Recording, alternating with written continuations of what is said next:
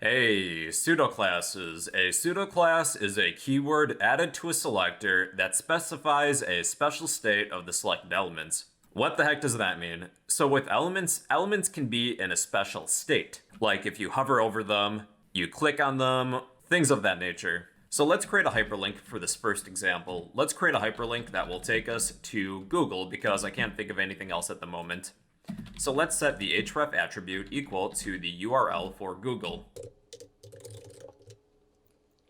By default, this hyperlink is blue, but we can actually change that. Type the element you would like to change the CSS properties of, followed by a colon, and then we have access to all of these pseudo classes. So a pseudo class is a special state. So anything that is a link, let's change maybe the color. Color, what about lawn green, I guess?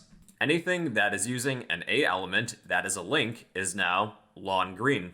So if I click on this link, it takes me to Google. Anything that's visited is also another state, a pseudo class, and the default color is purple. Let's change that to A, colon, the pseudo class is visited, maybe gray for the color, like it's been disabled. So the color is now gray since we've already visited this link. What if we hover our cursor over this link? That is another state. A, hover, color. What about tomato? I like tomatoes.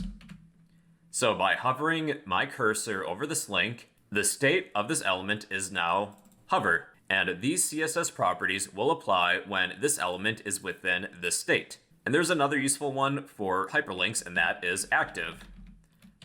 If we were to hold down our mouse over this element, then let's change the color to, what about, I don't know, yellow.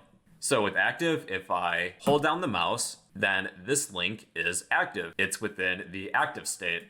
Now let's create a button this time. Button, click me. So anything that's a button, we'll use the pseudo class of hover this time. And let's change the color to light gray. So by hovering my mouse over this button, it's going to change the color. Let's make that background color actually. Background color. If you have a navigation bar or menu bar set up, it's actually fairly useful to have the background color change based on what the user is hovering over to let them know that they can select something. Let's change the active pseudo class for buttons as well. Let's say if we click on this, then it will be white.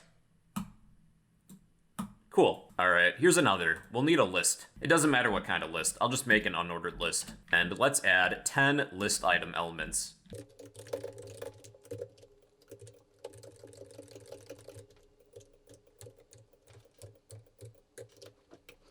This next pseudo class is really useful. It is the nth-child pseudo class.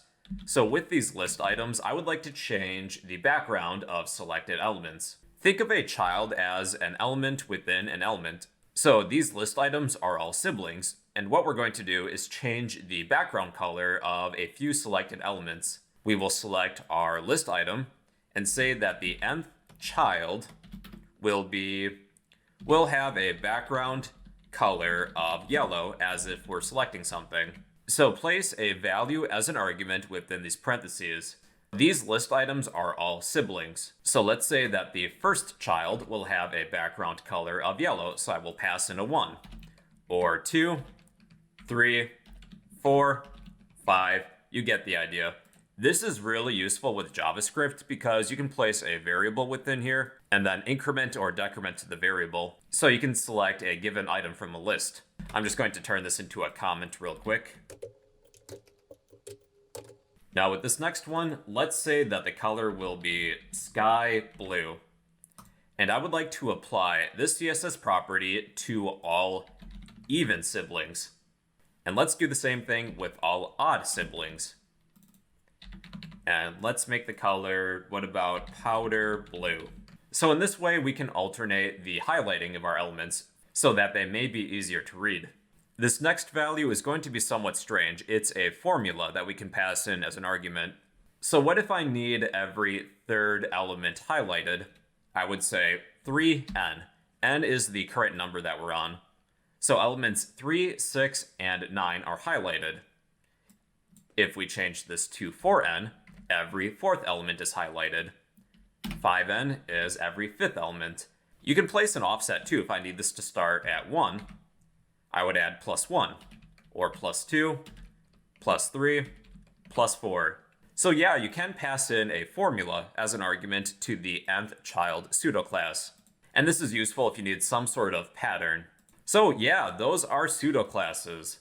It's a keyword added to a selector that specifies a special state of the selected element.